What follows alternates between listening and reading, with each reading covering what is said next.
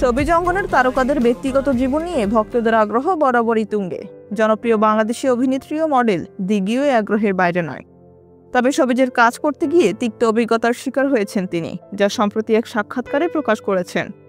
দিঘি জানিয়েছেন, বডি শেমিংয়ের কারণে তিনি একসময় মানসিকভাবে বিপর্যস্ত হয়ে পড়েছিলেন। তিনি বলেন যে মানুষ বডি শেমিং করছে সে আদৌ ভাবছে না এর প্রভাব কি হতে পারে। যাকে লক্ষ্য করে বলা হচ্ছে তার মানসিক অবস্থা কি, সেটাও কেউ বিবেচনা করে না। বডি শেমিংয়ের একজন মানুষকে ট্রমাটাইজড এবং ফ্রাস্ট্রেটেড করে তুলতে পারে। অভিনেত্রী জানান, বডি শেমিংয়ের ফলে তিনি একের পর এক চ্যালেঞ্জের সম্মুখীন হন। তিনি বলেন, আমি একসময় এতটাই হতাশ হয়ে পড়েছিলাম যে অসুস্থ হয়ে যায়। তখন ডায়েট কিংবা জিম কিছুতেই সম্ভব হচ্ছিল না। এরপর যখন ওজন কমানোর পরিকল্পনা করলাম, কোভিড এসে সবকিছু এলোমেলো করে দিল। দিঘি আরও জানান, কোভিড পরবর্তী সময়ে স্টেরয়েড ওষুধের কারণে তার ওজন বৃদ্ধি পায়।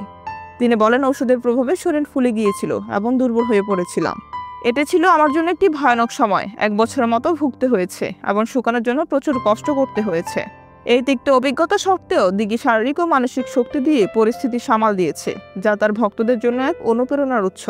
এই তিক্ত অভিজ্ঞতা সত্ত্বেও দিঘি শারীরিক ও মানসিক শক্তি দিয়ে পরিস্থিতি সামাল দিয়েছে, যা তার ভক্তদের জন্য এক অনুপ্রেরণার উৎস।